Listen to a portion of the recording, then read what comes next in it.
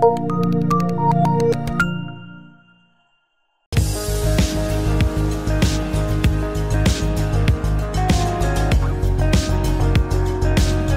weten allemaal dat er een herstelplan uitgevoerd moet worden.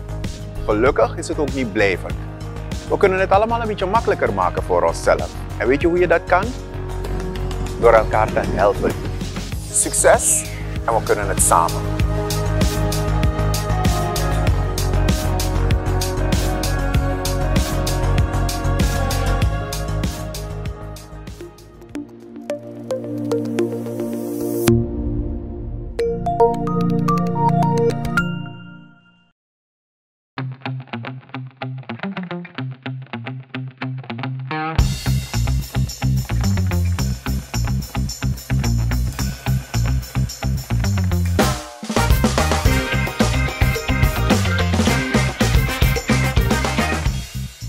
Welkom bij deze gloednieuwe editie van Sitwi Kondre Boom.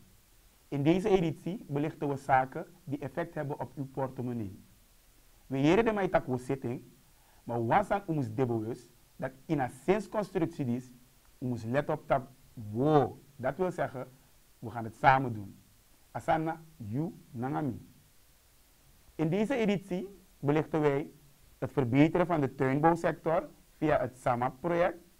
Schrijfster Indra Hu zegt dat lobby voor je kondre begint bij de kleintjes. Geld lenen bij geld schieten is niet de beste oplossing. We hebben ideeën, we hadden voorstellen ook gepresenteerd aan de toenmalige minister van GBB, mevrouw Pokkie. En laat mij aangeven dat de vereniging bestaat uit in feite 2 groepen. Studenten, studerenden en afgestudeerden, pas afgestudeerden. Voor de eerste groep studenten zou je in feite flatwoningen kunnen opzetten. Zoals flatgebouwen op de universiteit, waar studenten geaccommodeerd worden. En vanuit die plaats kunnen ze beter studeren in een rustige omgeving. Dus dat aspect zou opgepakt moeten worden. Er is al één bij de universiteit, zet ook een paar op in de verschillende districten, waar je ziet dat de behoefte groot is, de behoefte aanwezig is. En ten aanzien van de andere groep, de afgestudeerden, zou je in ieder geval op basis van bijvoorbeeld prestatie, ja, schoolprestatie, studenten die met hoge cijfers afgestudeerd zijn, dat je die gelijk helpt met een bloot of een leeg perceel. En zo'n student gaat misschien over weken, over maanden starten met werken. Dan kan die student naar de bank voor een hypotheek om een woning te bouwen op het perceel. We zouden aandacht vragen van de regering als ze overgaan tot deze stap om een heel goede inventarisatie te maken. Ga eerst goed na wie al beschikt over een perceel en wie niet. En help degene die nog niet beschikt over een perceel. Want er zijn wel studenten, er zijn wel afgestudeerden en er zijn andere burgers die wel al beschikken over een perceel. En die hebben het niet meer nodig. Je moet in feite werken of helpen degene die nog niet beschikken over een perceel. Goede woonruimte is belangrijk. Hopelijk vinden de studenten en de regering samen een mogelijkheid voor deze groep. Schrijfster Indra Huramdas is een vrolijke Fransje. Haar hart gaat uit naar het Surinaams kind. Ze is echt flexie, vrolijk, maar zegt ook, de basis voor een goede ontwikkeling begint heel vroeg. Dus daarom beginnen ze bij de kleintjes. Maar nu komt het. Ze moeten wel de juiste boeken lezen.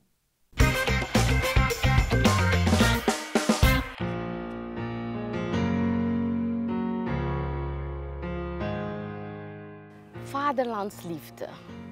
Voor mij betekent dat liefde hebben voor jouzelf.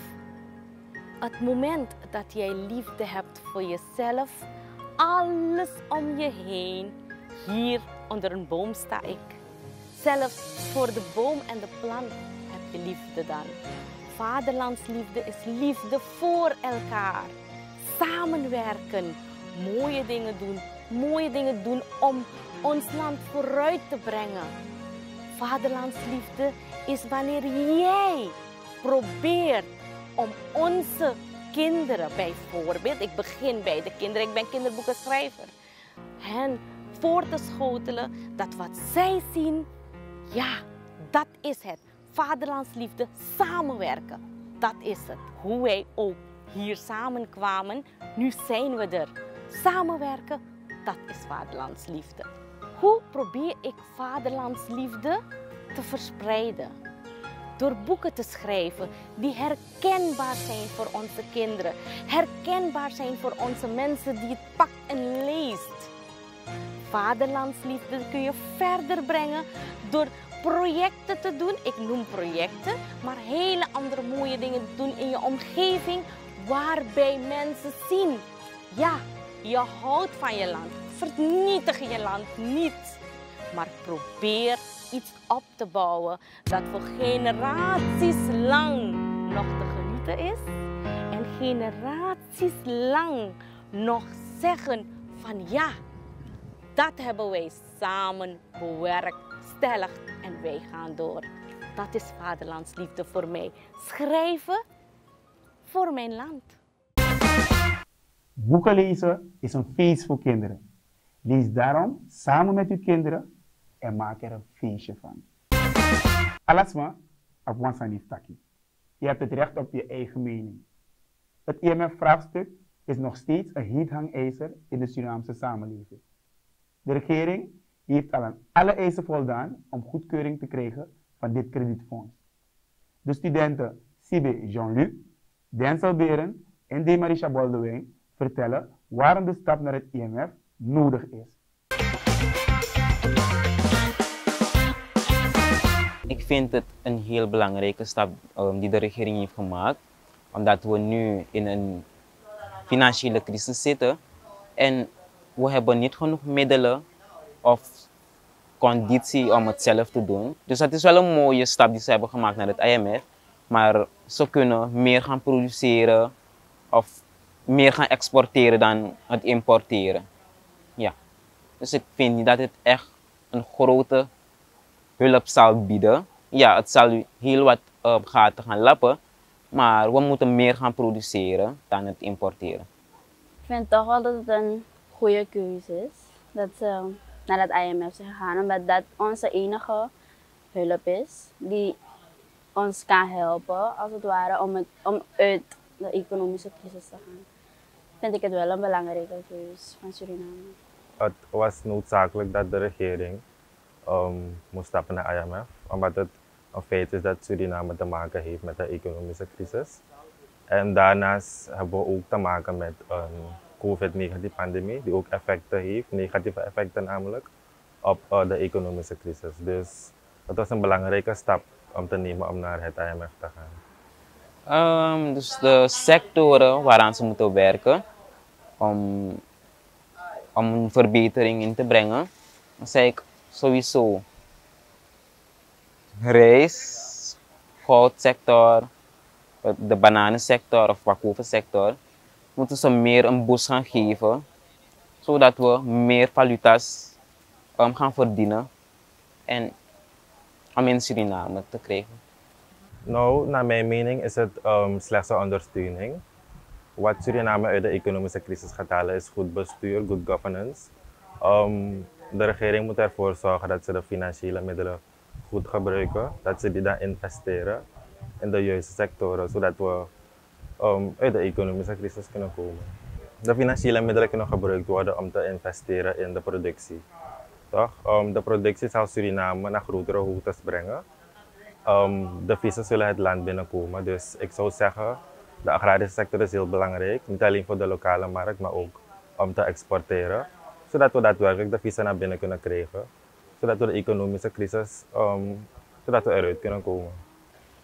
Ja, ik vind toch wel dat het onze enige hulp is die ons uit de economische crisis kan halen, voor nu. Maar ik vind toch wel dat het voor- en nadelen met zich meebrengt. Nadelen omdat we dan weer schulden hebben, wat we eigenlijk proberen te voorkomen. Dus dan zouden we dan zeg maar meer moeten exporteren, produceren. vind dat ze meer aandacht moeten gaan besteden aan de agrarische sector, want ik ben ook agrarische student. En ik zie hoe moeilijk het gaat, want laatst was groente heel duur. Soms 50 SRD een bundel, een kousenband, een hoopje tomaat van 40 SRD. Dus ik denk dat ze meer gaan moeten investeren in onze agrarische sector, zodat we meer krijgen, dat we dan kunnen exporteren. De agrarische sector is daadwerkelijk belangrijk. Zoals ik al zei, voor de lokale markt, dat gezond voedsel dat het goedkoop is, dat men het kan permitteren. Want als we willen dat de Surinaamse samenleving gezond moet zijn, dan moeten we het gezond voedsel ook kunnen permitteren. Maar daarnaast, naast de lokale markt, kunnen we dus ook dan exporteren om ook een bijdrage te leveren in de wereld. Want Suriname heeft veel grond. Suriname beschikt over de capaciteit om te kunnen planten, veeteelt, visserij. Dus ik denk dat de regering dus daarin moet investeren, zodat we dus ook kunnen exporteren. De kracht van de agrarische sector is dat het de gezondheid op peil kan brengen.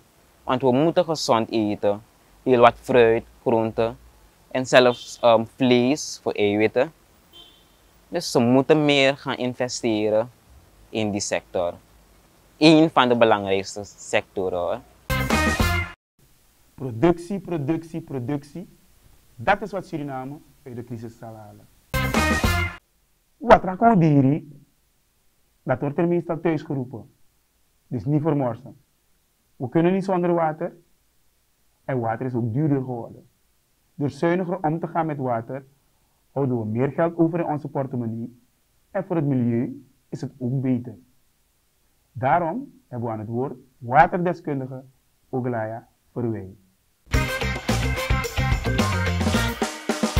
Er zijn een heleboel manieren waarbij we thuis zelf kunnen overgaan tot het bezuinigen op ons watergebruik. Het is goed voor je budget, maar het is ook heel goed voor het milieu om duurzaam om te gaan met ons water. En vooral in Suriname maken we gebruik van grondwater om ons te voorzien in onze waterbehoeften. En veel van ons grondwater is niet hernieuwbaar. Dat wil zeggen, het wordt niet aangevuld. En wat we eruit halen, komt niet meer terug in de grond. Dus hoe zuiniger we omgaan met het water dat we gebruiken, hoe minder we nodig hebben om uit de grond te halen. En hoe langer, hoe meer generaties, om het zo te zeggen, we kunnen voorzien van grondwater. Omdat dat een stuk goedkoper is, veiliger is. Want als dat op is, dan ga je moeten zoeken naar andere vormen van watervoorziening, bijvoorbeeld oppervlaktewater, etc.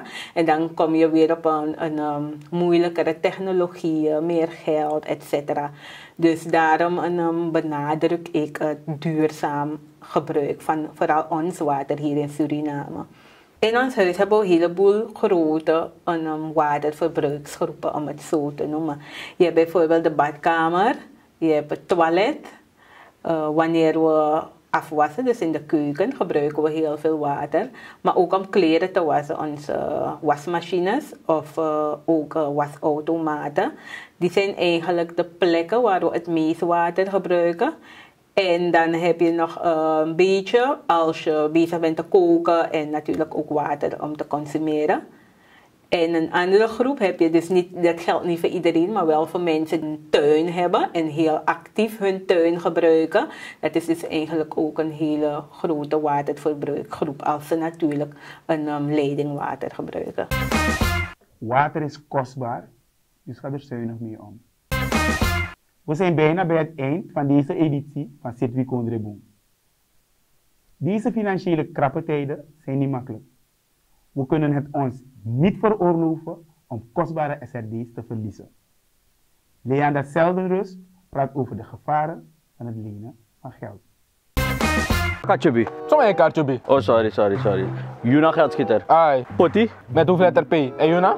Tarzan. Zeti. Dus wat mee? Amategi me Juna geldschieter die lens maar money en me wil actie even amategi dat me bolen money. Amategi me omeni, maar met tegen kring onder één voorwaarde. Ja, precies wat moet je en bakka. P plus archibere plus 40 tot 50% rente. Chintori. Zeker. Mozetikong. 60% megi. Tramo met país zeker. Boom. Dat nou 100%. Zet. Wat zijn de gevolgen van geld lenen bij een geldschieter? U moet bijna 50% betalen van het bedrag dat u geleend heeft aan rente. Hoge rentes. Het zorgt voor problemen. Financiële problemen binnen het gezin, binnen de familie of met de persoon die moet betalen. Het zorgt voor stress. We hebben zelfs zelfmoordgevallen gehad. U blijft in een vicieuze cirkel.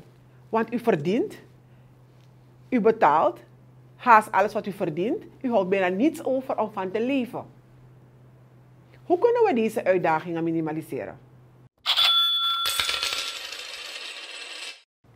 Dit alles kunt u voorkomen of minimaliseren door prioriteiten te stellen. Gaat u aan het begin van de maand na wat u aan het eind van de maand moet betalen. Schrijf het op, al je vaste lasten die je hebt, stroom, water enzovoorts. Alle verplichtingen om na te gaan wat het je allemaal zal kosten. Niet alleen opsommen, maar ook de bedragen eraan koppelen. Zo weet u wat u te wachten staat aan het eind van de maand. Hoeveel moet ik uitgeven? En als u dat geld niet heeft, heeft u ook mogelijkheden om meer inkomsten te gaan genereren. U kunt uw talenten gebruiken om een business te starten. We zeggen in simpelweg ook een kleine hustle. U kunt extra werken, maar u kunt ook gaan bezuinigen. Lasten. Stroom 200 SRD. Water 150 SRD. Inta 250 SRD. Boy, buurvrouw is storeren. Nieuwe kleren 2000 SRD. Junk food 1500 SRD. Dit zijn mijn vaste lasten. 6000 SRD. Mineke uit. Ik verdien 3000 SRD maandelijks. En mijn vaste lasten komen op 6000 SRD. Is niet te doen. Maar ik heb poer zeker. Lukuja, if mijn poer stroom, ik kan jij naar Dungru. Ik kan weer mijn freestyle. Ik op internet. Is dat foto? Kan je mijn money naar geldschieter bakken? Of niet? Boy. Mino, apa rente toch? Kom deki moro boyere. What else? Me do anchi hustle. Wanchi side hustle. Milo bori. If me seriang, we do anchi hustle. Kan de olup. Kan de minap krosi van udo yere. Dus we pura dis gewoon. En junk food once in a while. Dus basically we pura dat toe. Unabe van udo. Stel je prioriteiten, wat is belangrijk voor jou? Dan kom je misschien wel uit. Volgende week hebben we meer belangrijke updates en interessante interviews. Samen werken we aan een mooie toekomst. Heb je iets gemist? Dan kun je alles terugzien via de social media kanalen. Dit was Sidmi Kondreboom. Tot de volgende keer.